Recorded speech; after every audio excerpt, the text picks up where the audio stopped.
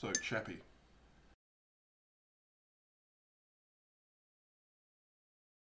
So imagine RoboCop, but instead of RoboCop, you've got I Am Five, Number Five is Alive. Yeah. The happy little go lucky robot cop. Short circuit. Short circuit, exactly. So you've got a computer scientist named Dev Patel who's invented a series of what he is interested in is in artificial intelligence, but what he's actually created is robot cops, and the for-profit corporation is selling those or renting those out to the South African city-states to help keep crime down, and they don't have AI, but Dev Patel is inventing AI, and he finally plugs it into this one that's scheduled to be demolished, right?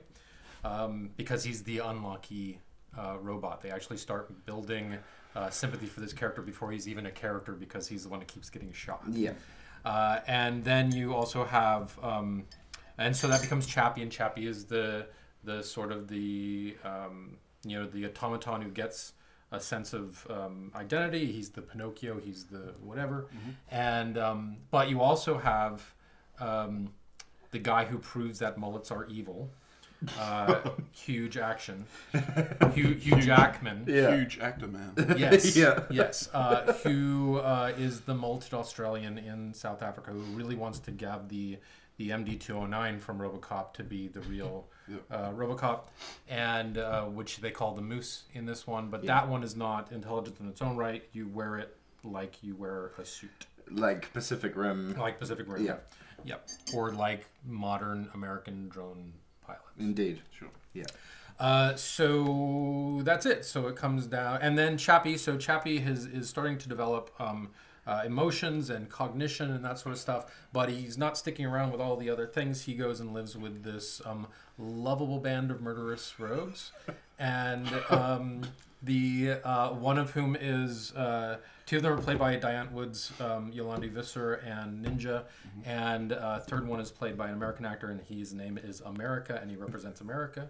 And he sort of becomes the cool uncle, while Yolandi and Ninja become the parents of Chappie. And Yolandi is a loving parent, and Ninja is the I'm going to toughen you up, boy, parent.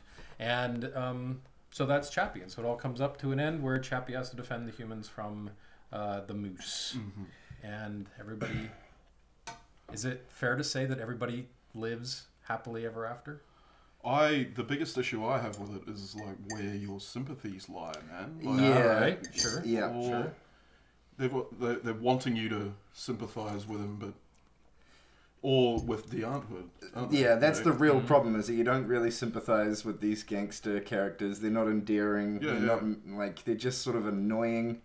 And that's how he's missed the mark completely. Yeah. Because he wants you to sympathise with them. Yeah. You sympathise more with fucking huge action, man. Yeah. Right. Yeah. Is it the mullet?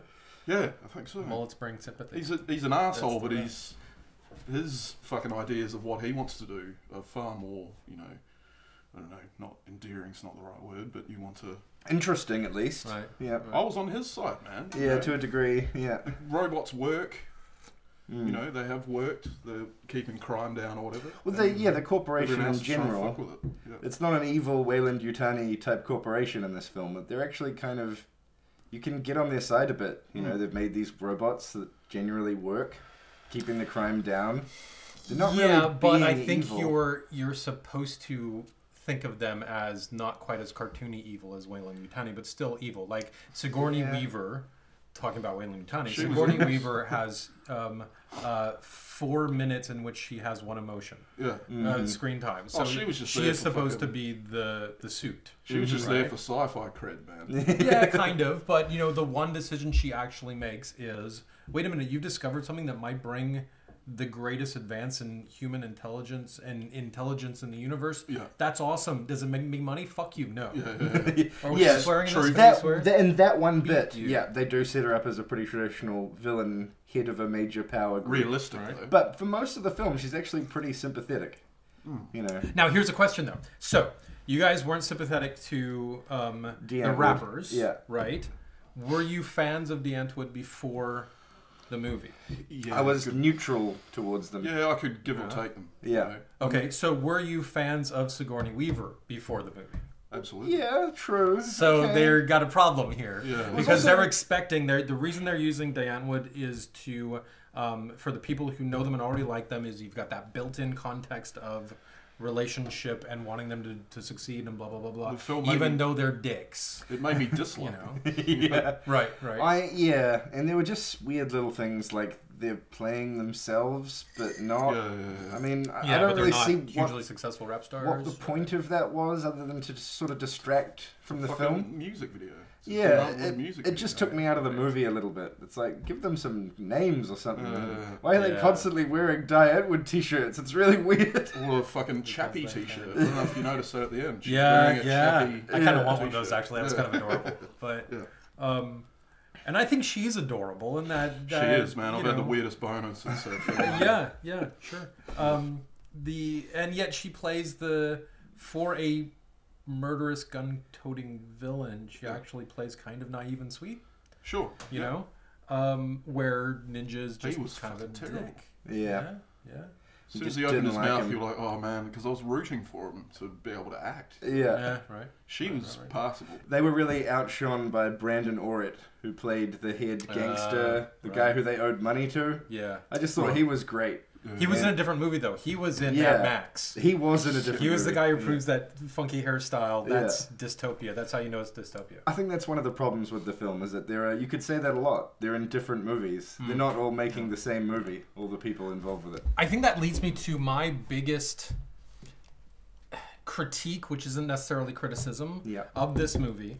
I'm a big sci-fi nerd, right? And I grew up around sci-fi people, and you know, a lot of sci-fi people who grew up reading sci-fi literature, which is the literature of ideas. It's not about spaceships and stuff. It's about, hey, this is the world. What if we change this one thing? How would that affect stuff? And a lot of my sci-fi friends who are book sci-fi people are really down on sci-fi movies, because usually science fiction movies are like an adventure or fantasy film. It's got sort of a science veneer across it, or it can do one idea and just explore that. Yeah. Where a good sci-fi book might have a new, cool, mind-blowing idea like every chapter. Or a long-running sci-fi TV series. Yeah, you play it and play it and play it, you know? And using all that stuff as social allegory, which is Andrew Niccol and this guy Blomkamp are the guys who do that so well, generally. What I think this particular movie shows is the dangers of trying to fit too many science fiction ideas in one movie. Yeah. Because you've got what makes intelligence. Yeah. Is Chappie a person, which is Frankenstein, and even the thing that gave us the word robot, R-U-R, from 1920 is about, are robots human? Yeah. And Frankenstein and all that stuff.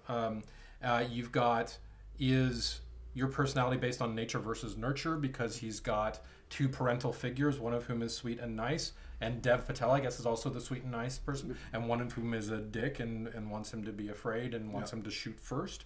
And how does that affect children? And you've got like the God, oh God, why did you make us to die? Indeed. Stuff, which you play for a little bit.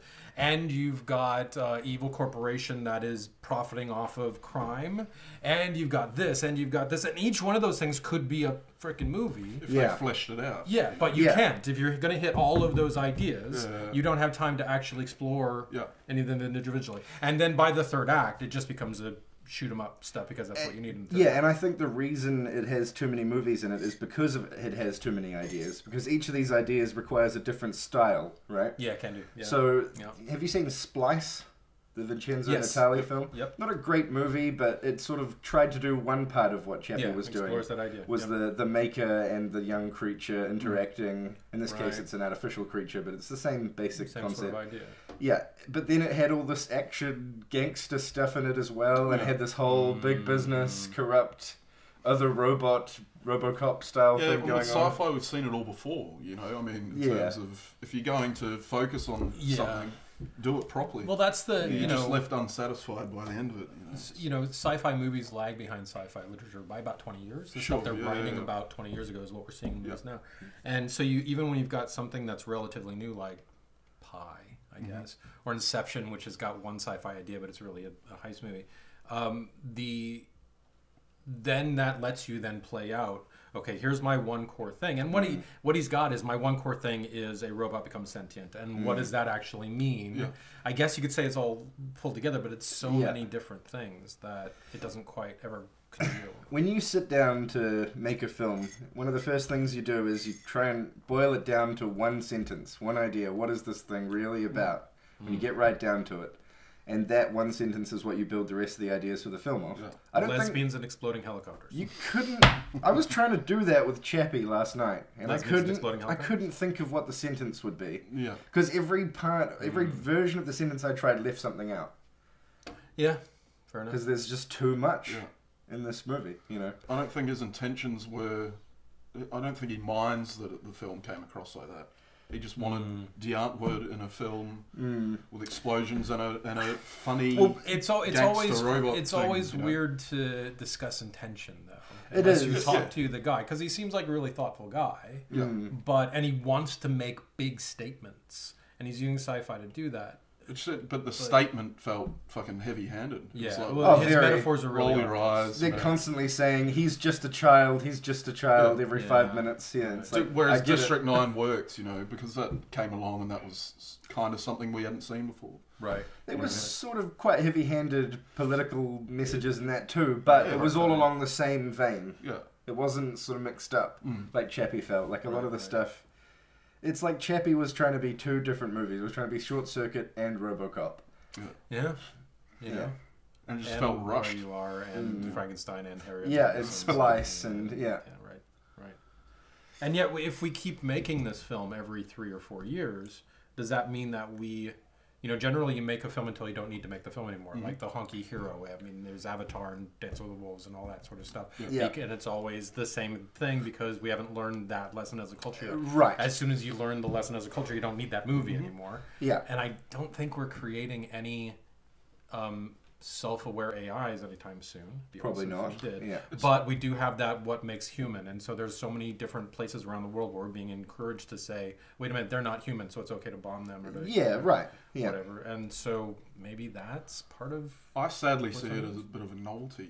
That novelty will wear off and we'll move on to the next thing. And then we'll get a fuck ton of genre films. Hollywood Can we say fads. fuck ton? Fuck ton. Yeah. Awesome. Done. So every second word is fucking. I've been holding back. Let me tell you. I'm really gutted because I was rooting for this film, man. Yeah. Mainly because with the news of Alien.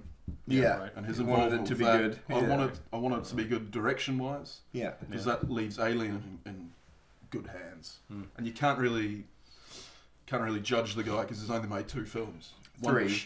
No, I mean before Chappie. Right. One was shit. One was great. Yeah. So you can't say. He was 50-50. He was 50-50. Now he's he's 33-66. I wonder though. Again, it feels like I'm like the token apologist for this guy, but I share a lot of your disappointment. But if he had not done District 9 and this movie called Chappie comes out of like let's say Tetraval happened 4 years, whatever, this little interesting little short film, and 4 years later, however long it's been, out comes this Ching Chappie, and we didn't have District 9 in the back of our heads, I think we probably would be nicer to this movie than we are. Yep. Yeah. It's that I think people are worried that Neil Blomkamp's a fizzler, that he's going to start strong. We don't want him to be another M. Night. So I think one of the things we haven't really brought up too much yet, well, there's 2 ways you could look at Chappie's faults. One of them is through the story, and one of them is through the characters, right? So the story, a lot of the time, the plot felt like, well, the characters would make decisions, and it would seem like the main reason they made that decision is because the plot needed them to. Yeah, plot puppets. Yep. Yeah, they're just like, well, this needs to happen in the story now, so I'm going to do this. And it was like, I didn't really buy a lot of it. Yeah. And it's like the characters seem to be built around these plot conveniences, which is kind of... Well, like I said, it felt rushed. It was just, everything was to get a little further. Yeah, to get make to the the next action thing sequence happen. at the end. Yeah. Yeah. And there is a worrying trend these days with taking movies that don't need big, flashy action sequences at the climax and just putting one in. Like Dracula, Untold. Yeah, that's true. Or But Alice that's what in you put in the Wonderland trailer. remake. That's what gets people to show up. Yeah. Hey, it looked fucking cool at the end of this, I mean, the film was superb in terms of... Yeah, in terms of the visual stuff, effects it and the was amazing. cinematography were both Flawless. great. Yeah, totally. Yeah. Totally. absolutely. Wasted. It's wasted on this. Yeah. And you see that so often. It's not often you see a movie that the story and the characters are really great, and you're like, man, I just wish they had a little bit of better visual effects. You see, like Another Earth maybe is one of those, I suppose, but you see so many really great visual effects movies that just don't grab you. And just no heart. Yeah. Just leaves you wholly unsatisfied, man. How long was this film? Was what I was going to ask. 3.5 hours. I think it's 120 minutes, but that's probably counting 10 minutes of credits. Yeah, sure. So it did feel rushed. Well, it's the two. It felt rushed, but it also felt like the longest film I've ever seen in my life. Yeah, because I knew what was going to happen. Well, yeah, of course. You can I'm just waiting kind of for it. And that wait's painful. Oh, man, I was really hoping that either of you guys really liked the film. Yeah, exactly. So we bounce off each other. I give. Can I say that there were parts of the film that I really enjoyed, and there's a lot of the film that I respect the intent. Yeah. And I do want there to be science fiction films about ideas. Oh, yeah. I wish they had picked 1 or 2 ideas instead of 7. Get Blomkamp on VFX. Get someone else to direct the fucking film. Well, I mean, I don't know if I'd go quite that far. Get Blomkamp to direct somebody else's script. Did he write Elysium? I know his wife Terry, who normally writes with him, didn't contribute to that film.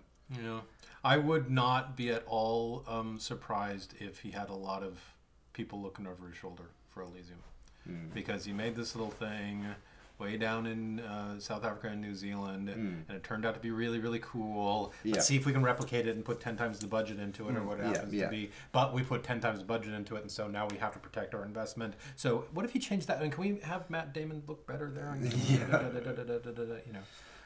So that's why I wanted to give him a pass on Elysium, because I didn't really like Elysium. No, I didn't finish watching it. I didn't hate it, but... Yeah, I would say I hated it. Yeah? Yeah. You know what just occurred to me? The parallels between 2 really excellent actresses, Sigourney Weaver and Nell. What's her name? Jodie Foster. Jodie Foster in Elysium, who both have thankless jobs as sort of the flat, no affect bad lady. Yeah, and I don't really understand. There's a pattern there. Either of those characters. The casting makes sense for those characters, but the characters don't make sense to me. But it's like whenever Sigourney Weaver showed up on screen, you're like, oh, it's so good to see her. Like, I'm a big fan, you know? Yeah. Right. Sigourney in a sci-fi film, just say something worth me listening to, you know? But every time she was on screen, never happened. Yeah. I think the basic premise for Chappie works pretty well on paper, right? Yes, but I love Pinocchio. As I was watching the movie and the plot was unfolding, I just kept thinking, I wish something else was happening right now. Yeah. That they'd gone a different way. With almost every time there was a crossroads, they sort of went the wrong way. Who they're following, character-wise. Yeah, that, and just how the story was kind of told. Yeah. Okay. Like, I don't know, like sci-fi with ideas should be a bit smarter. And it wasn't a smart movie. Can I halfway agree with you and say that I think science fiction that's about ideas should seem smart and yet still be absolutely accessible to anybody who wants to pay for the ticket? Yeah, okay, that makes sense. I'd agree with that. Yeah. So the story in Chappie, they kept taking it in directions that I thought it would have been better to do something else with it. And the other thing that really killed it was a lot of the characters. Yeah. You know, like there's a thing a lot of critics are saying that Chappie's great, but the movie around him suffers, you know, because of the other characters just aren't interesting or underused. Like Dev Patel's character, Dion, the maker, the scientist, he should have been in it a lot more, I think. He shouldn't. Yeah, I wonder if they think, well, he's the flat character. He's the straight man, and so he's boring, so we should focus on the crazy ones, you know? His intentions were all over the place, man. Yeah. Yeah, he was a bit of a confused character. Yeah. And the ticking clock of you've got to get that little chip back seemed to sort of come and go. About how whenever it was convenient for the story. It's the ticking clock of, you know, people getting bored. Let's rush to get to the fucking action sequence. Right. We need some fucking explosions, which is completely opposite to what we needed. Yeah. It had its moments, man. The start. The car stealing scene. Yeah. That was funny, man. That was amusing. That was good. I was thinking about Guardians of the Galaxy a bit when I was thinking about this movie because you know, in that another excellent middle-aged female actress as the authority figure in a funny wig. Yeah. There's a pattern here. We're getting a pattern. Yeah. Go. Guardians of the Galaxy has that character Groot, right? And he's a sort of similar to Chappie in some ways. He's a vaguely innocent character, not just because he's a tree, but also because he sort of comes off as a bit naive and innocent, and he doesn't know much about the world. But he turns real violent when the story escalates, you know? Yeah. And the audience is on his side. Totally. The he's whole got time. That little smile as he's murdering people. That's it. Right. And that movie really nailed that of an innocent character doing violence. You know? Yeah. But you don't care because you're being manipulated in a certain way. Into them being faceless. But Chappie didn't do that. Chappie tried to. Yeah. The character was interesting and memorable and lovable. But he started to talk like the fucking gangsters or whatever. Yeah, the more into that world he got, the less I was interested in the character, basically. Yeah. Come on, that's Pinocchio when he goes to Playland. You get to see the holy fool corrupted briefly, and then his inherent goodness comes back up. Yeah, right? Okay. So I thought it was a little... They could have done that in a few different ways. Right. Like, they didn't have to send him off with some gang members to do that. If he'd just been lost in the city like he was in a brief part of the movie for longer and just had random experiences, slice of life type moments in the city, different things happening to him. Do you want 14 people to want to see this movie? I like the way Yolandi and Chappie's relationship. Yeah, that seemed to work pretty well. Cool. Because you could tell, and I don't know if this was in the script or just Yolandi, she had a real need that was being served by Chappie, just like Chappie had a need that was being served by her. Sure. And I didn't get a similar thing from Ninja. But that's the thing, is that her relationship to Chappie worked regardless of the fact that she's a gangster or not. That wasn't relevant to that. Well, she's endearing because she cares, you know. Yeah. Ninja. And yet, like, America cared. Right? He was the cool uncle who's still tough. Like, that guy could still kill you if he needed to. Yeah. But he's not a angry drunk dad, which is what you sort of get. Well, there was that one thing, you know, when I can't shoot people or whatever, then just use the knife and they'll just fall asleep. It's okay. Yeah, that's good. Yeah, but that's harsh. But I think there were ways to achieve what Blomkamp wanted to achieve, but to do so with less aggravating characters, because they weren't just not endearing. I actively disliked quite a lot of the characters in this movie. Sure. Okay. The Hugh Jackman role started to get way too ridiculous near the end. Over the top Aussie thing. Yeah. Just some of the stuff he was doing, it's like, I really don't think he would be this bloodthirsty, because the amount of chaos he causes in the story is like ridiculous. Like finally I get to blow up buildings full of people. How fun. I just don't... Yeah, they really didn't set the character up to be capable of doing that sort of thing. Well, I think there's this turning point that I think is designed as a turning point. And when it happened, I went, oh, we're in a different movie now. Yeah. Right. Which is when America... So far, it's been a pretty bloodless movie. People are shooting at each other all the time. But even if somebody gets hit, like, I'm hit, and there's a little bit of blood, and that's it. And then the thing comes down, claw, and literally rips someone in half, throws him against the wall. You see the blood splash on the wall, and the body fall down. You're like, this is not accidental. They're saying this movie has just come up and it's no longer this sort of charming bloodless fable. Or trying to be a charming bloodless fable. It's now Chappie's got to be a badass. You know, where with the M209 in RoboCop, like 10 minutes, like when it's introduced, within 5 minutes, it's blowing someone to bits, shooting him like 50 times. You have 5 seconds to comply. And so in RoboCop, which is a great satire in itself, because it's so bloody and so buckets of blood. At least it's consistent across. And this one went from that, and then on that moment said, now we're pulling out the stops and we're just going to start killing people. Which that could have worked. You know, the Moose versus Chappie. If you gave a shit about the characters. Like if you were rooting for Chappie and he's like, I'm going to go crush him or whatever, you're like, fuck yeah, but you're like, that guy. That's the thing, is that the movie starts with you caring about Chappie and you just sort of care less as it goes on. That's what I found, is that I started out really thinking he was a great character and that the movie was sort of working around him, but then it just, as it goes on, it just sort of unravels and he gets less and less likable. He sort of Yeah, and they just put him in situations that I didn't find... I was uncomfortable with the character being in those situations. Yeah, yeah. And it wasn't an entertaining uncomfortable. It was this guy should be smarter than this by now. Yeah, indeed. One of the things I thought they were going to set up, there's this time, they spend some time saying, what is internet? I want internet. Yeah. I'm like, as soon as he plugs in, that fucker is going to be smart. Yeah. Right? Yeah. Never kind of get smart. It was another plot convenience thing, because I think they just wanted him to be as childlike or not as the plot demanded at any particular moment. Right. Yeah. He's a guy who can transfer personality, consciousness. He's clearly read a lot of these stuff on the internet in a brief period of time, which is believable for an AI. And yet he's still morally 7 years old. Yeah. Yeah, but it's funny to see a robot talking like a gangster. No, it's not. Yeah. But like the lines coming out of Chappie's mouth, and I was like, I wish you weren't saying they these were things. audible cringes in the theatre. Yeah.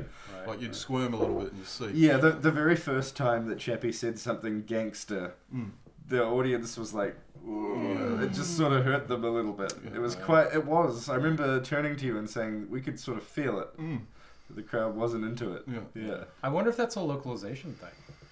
You know, because here we make New Zealand movies largely for New Zealand audiences. Like Boy is not easily understood. A lot of the subtleties of Boy is not easily understood overseas.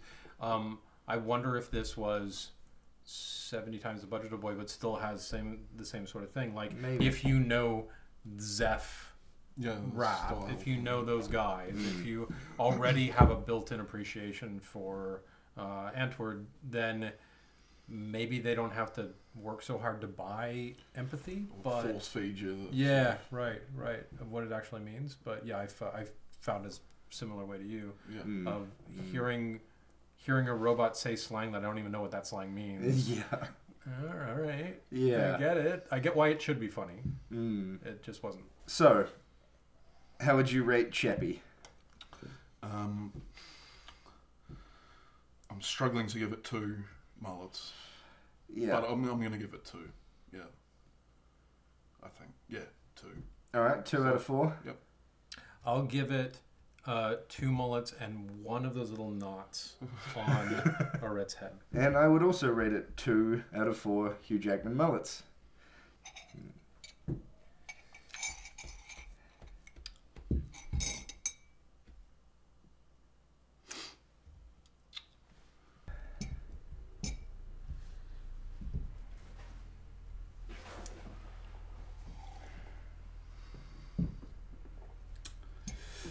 Cheers.